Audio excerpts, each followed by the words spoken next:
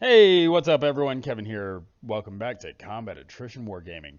Today, we're diving into the captivating world of Dungeons and Dragons, also known as D&D or D&D, the legendary tabletop role-playing game that has captured the hearts and imaginations of millions.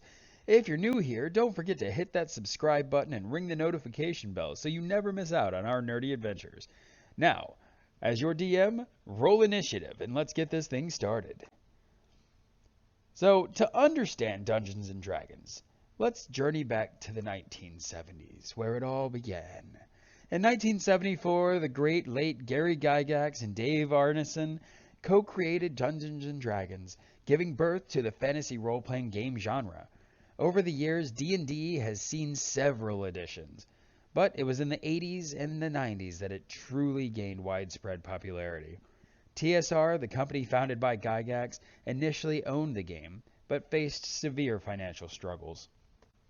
In 1997, a savior came in the form of Wizards of the Coast, known for their Magic the Gathering trading card game. They acquired TSR and brought new life to D&D.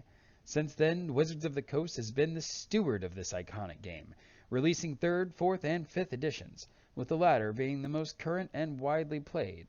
There has been some controversy here and there about Wizards of the Coast and their parent company Hasbro's handling of certain licenses that the Dungeons and Dragons community has a heavy respect for, but that is something we can discuss in a later video.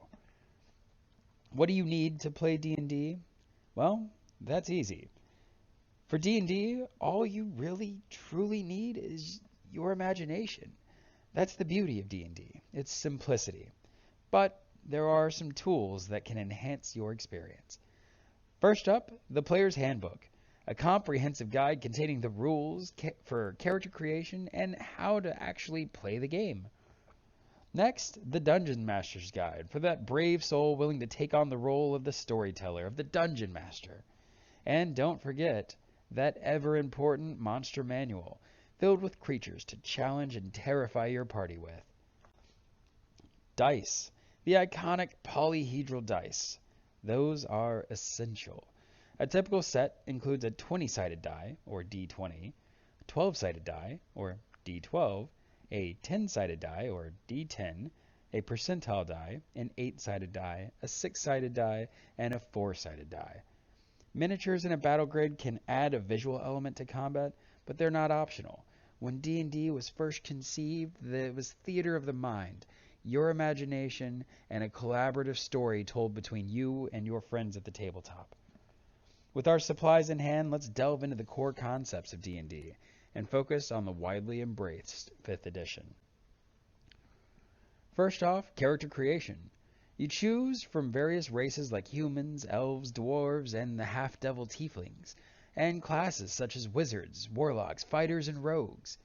Your character's backstory, abilities, and alignment are all entirely up to you, allowing for a completely unique and personalized experience.